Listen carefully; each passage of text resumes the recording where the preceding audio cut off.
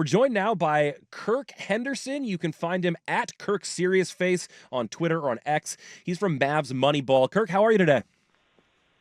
Guys, I'm well. I just got out of prison where I didn't have access to the internet, and I'm just learning all of these horrible things about the Dallas Mavericks for the first time. How are you guys?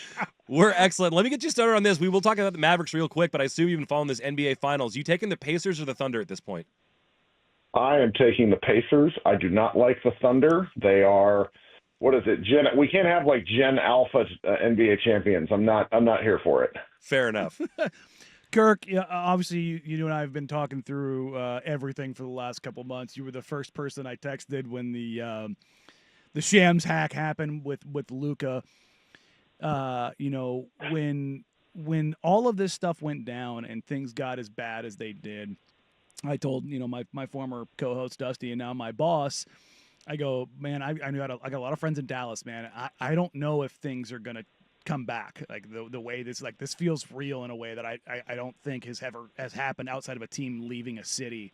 What is the general feeling now, 5 months removed from the trade and the NBA draft lottery awarding the Dallas Mavericks the golden ticket that is Cooper Flag? Going to be very interested to see how things are when the season kicks off.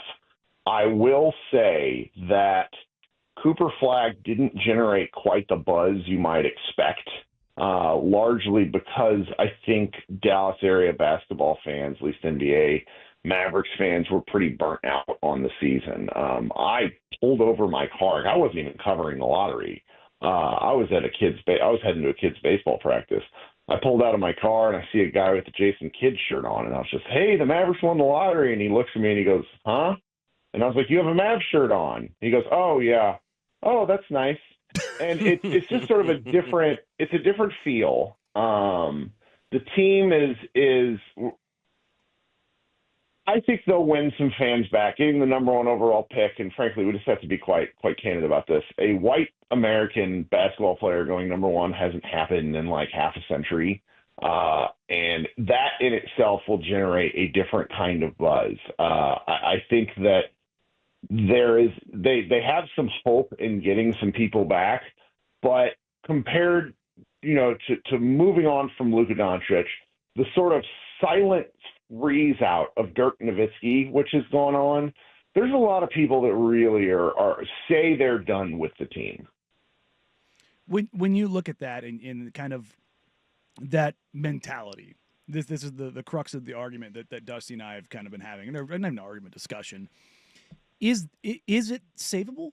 Like, is it just a matter of if the Mavs start winning again, the majority will come back? Or was that Luka trade such a stake in the heart of the fan base that this might not be something that's redeemable for an entire generation? I think people will come back. Sports trudges on. The Dallas Metroplex is an enormous market. My favorite was when one of the Slovenians that I talk with regularly came to the Dallas-Fort Worth area, and he pointed out that the Dallas-Fort Worth area was bigger than his country in terms of just size, not to mention people. So I think you'll get a fair number of folks back, but it's going to take Mavericks fans a while to understand this. I really enjoy Cooper Flag, but the likelihood of Cooper Flag being a top 5 NBA player with how basketball is played right now, I don't see it at the moment. That doesn't mean I'm right. It's just a different path because, look at the NBA Finals. It's led by 2 ball-handling playmakers, not defensive power forwards. So understanding that the likelihood that the Mavericks will have a top 5 NBA player at any point in the let's just say short to medium future, 5 to 10 years, it's just people are not. It's going to take them a while to understand that. So the team might be okay, but contender status is a far way away. I mean, the Mavericks, it took them a very long time, 7 full years, to become contender status with a top tier player. So it's a different sell job. I mean, the NBA trudges on, so many games, so people they'll find ways to fill up the stadium. I think the changes in the TV deal helped last year. There was a lot of people watching on antennas. That was a change for the positive. There was a lot more access to games last year.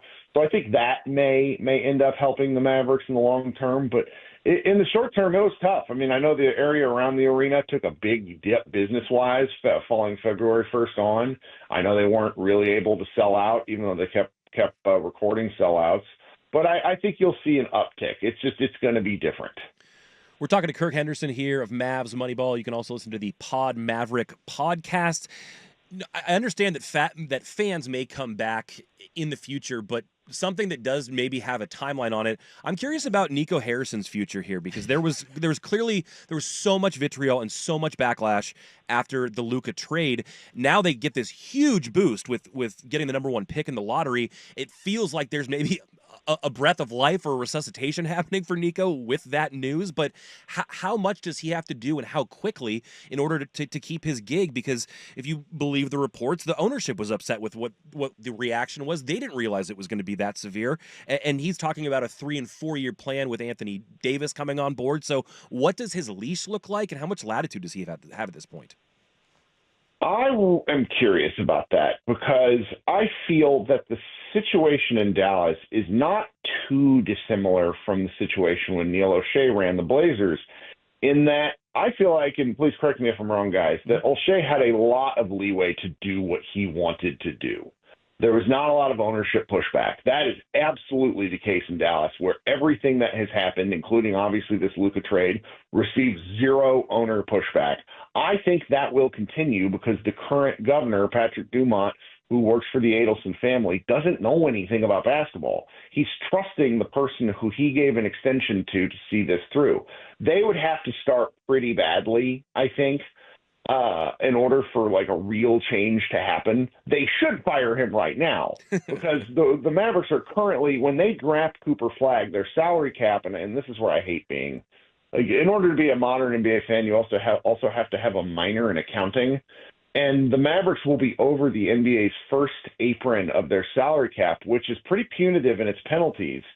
And they don't have a guard that is functional on the roster right now. They signed a journeyman G League guy named Brandon Williams. He is on a 1-year deal, but he is their only guard that is capable of distributing the basketball. And I'm not being facetious. You go look through the roster. They have a young man by the name of Jaden Hardy, who I will simply say that basketball doesn't seem to be his calling, which is a bold statement about an NBA player, but trust me when you watch him. Tough for a guy. So, but and those are kind of the only two guys that could count, and they have so many forwards and bigs. And, you know, like I mentioned earlier, the teams that are the best right now seem to have a dynamic playmaker, and Dallas just doesn't have that. I mean, Jason Kidd went on the DLLS All Cities podcast and sort of alluded to, you know, Cooper Flagg being a bit of a playmaker, because he is. He's a very talented player, but he's also 18, and he's not a guard. So they have a lot of work to get the roster in a real functional order, because it is a talented roster, but it is not a roster that makes sense, because and again, I'm talking too much, I apologize. They built a team for Luka Doncic and then traded Luka Doncic. Yeah. No, look, Kirk, we brought you on here to talk. And one thing I want to ask you is the guy tasked with coaching that roster, and Jason Kidd, a guy who you love, I'm sure, is one of the targets of the New York Knicks. And it sounds like even though the Knicks have been turned down at multiple turns by multiple organizations for the formal asking process to interview a coach, that is not going to dissuade old Jim Dolan in New York from pursuing a coach who may be under contract, including Jason Kidd. At least that's some of the intel that's out there. When you look at that and you look at the where the organization's at right now, what Kidd said or did or didn't do publicly following the Luka trade, and kind of looking at this roster going forward, is this a time where you're kind of hoping the organization's like, no, it's okay, you can talk to Jason Kidd? I think there was some confusion about whether or not the Mavericks really wanted to keep him. There's some line of thinking that I got from one media member that said, you know, if Kidd moves on, Nico Harrison can then have his own pick of a coach and be able to point to maybe any early bumps in the 2025-26 season as well. We got a new coach. So let's just give it some time. Also, further would allow Nico Harrison to further consolidate his power because there are reports Tim McMahon said Jason Kidd was not a fan of the Dallas Mavericks letting go of now trainer of the New York Knicks, Casey Smith, who was with the organization for close to 20 years. Like he was Jason Kidd's trainer when Kidd was a Maverick back in 2011. So I think there's some areas of friction there, but Jason Kidd, as we all know, like he's not just a point guard on the floor. His ability to sort of see where things are heading, both institutionally for the other organizations he's been a part of, is really quite impressive.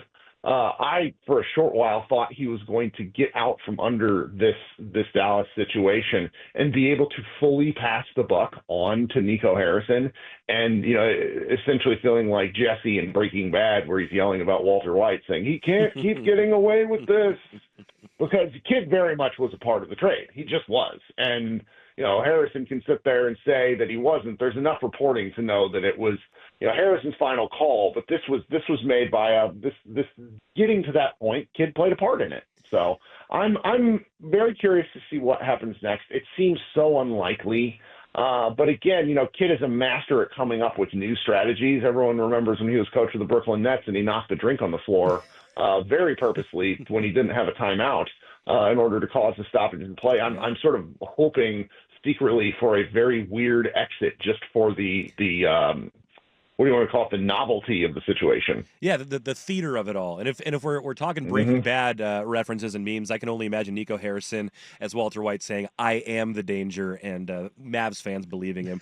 We're talking with Kirk Henderson here of Mavs Moneyball and Pod Maverick. Want to dig a little bit deeper on what's going on out in Dallas. Can you hang with us for another segment, Kirk? Absolutely. Perfect. We will do that. Coming up, Danny and Friends, 1080 The Fan. We just finished our roof U.S. Open Week edition of Danny and Dusty. Brought to you by Langdon Farms Golf Club. On 1080 The Fan. Now, this is my kind of good weather jam. Love a Bill Withers song on a day like today. It was a lovely day for Mavericks fans. On Lottery Day, they draw the number one pick. We were talking to Kirk Henderson of Mavs Moneyball. You can also listen to him on the Pod Maverick podcast. Follow him at Kirk Serious Face on Twitter. Kirk, speaking of lovely days, as much as that lottery result benefited the Mavs fan base, just based on your feel, how many Mavs fans think it was legit versus how many Mavs fans think that it was in fact rigged in their favor? I would say the hardcore fans really understand how ridiculously weird and difficult it would be to rig it in their favor. Yes. Once you know the sort of stories in the room, particularly with how nervous every other team was about all the various teams that moved up. The Mavericks, for example, had that coin flip with the Chicago Bulls to kind of determine actual placement, even though the odds were the same. Mm-hmm. So if the Mavericks had gotten the different coin flip, the Bulls would have gotten the number one overall pick. But casual fans definitely think this thing was super rigged. Kirk, as it pertains to the Dallas Mavericks and the NBA at large, a lot of people expect if Giannis Antetokounmpo does or doesn't opt out, there's still going to be a significant amount of movement in the NBA this offseason because of the way the CBA is and because of the way the books are with so many teams. And you alluded to the Mavericks being a team that you're heavily loaded in the front court, whether it's going to be the addition of Cooper Flagg, Anthony Davis, Derek Lively, Daniel Gafford, P.J. Washington. Najee Marshall is now somehow a guard. I don't know how the hell that happened, but here we are. But you look at this Mavericks team, they're going to be a part of transactions one way or the other. What do you kind of expect the Mavs' role to be coming into the draft night, and going into free agency, and the player movement that might actually take place around the league? Well, the two key people that are probably the likely candidates for a move in some form are either P.J. Washington or Daniel Gafford, who are on the last years of respective deals, both pretty reasonable contracts. I think Gafford is in that hilarious sweet spot where he's paid just enough to be like, oh, this guy's really, really good. But then if you give him more, you're going to realize that he doesn't defensive rebound. P.J. Washington is almost a different guy where you look at his baseline stats and you see someone who is pretty good.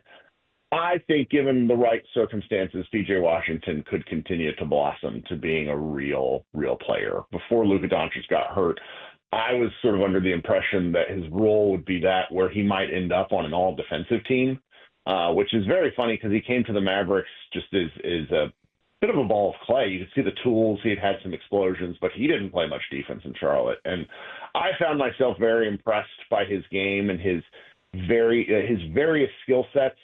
He developed a post-up game, or used a post-up game quite often this past season. And he's just an interesting guy, but I think the Mavericks could be persuaded to part with either one of them. He's much less effective as Anthony Davis continues his constant career-long charade of insisting that he's a power forward just because he wants to shoot jumpers, even though he can't hit the broadside of a barn, and is really a classic center. Him and PJ sort of cancel each other out. So that's sort of the two most likely guys that I see as trade candidates. And I there's something there somewhere with a team. I just between what Sean said about, draft night all the way through free agency being pretty wild, I've never been very good at playing with the trade machine. I'm not Colin Sexton from the Utah Jazz doesn't particularly move me. Oh, and he also happens to make more than both of those players, so that doesn't actually help Dallas. It's a tricky situation. Kirk, when it comes to personnel moves, I was interested in something you made my ears perk up when you talked to Danny about, and I also saw reports after the lottery was won that right away that their plan was to draft Flag as opposed to try and move the pick for assets. What is the mesh point like for Nico Harrison and Jason Kidd if he was surprised by the Luka deal and this roster is going to undergoing a changeover, so to speak? How much are those two hands talking to each other, and who's driving the ship on these decisions? It's a really good question. I think at this point we have to assume Harrison is driving all of the decisions, which might not have been the case when those two joined the Dallas Mavericks in the 2021 offseason, where it was largely assumed that Harrison was being brought in to be the face to help Cuban get his foot out of his mouth, which seems to have happened for the previous 10 years of free agent decisions. Instead, now Nico Harrison is really the guy with sort of holding all the power, and I think Kidd gets a little bit of influence. Jason Kidd was responsible for the JaVale McGee signing. The Mavericks brought him on several years ago, cut him almost immediately, and he is actually still on their books right now, if you'd believe it.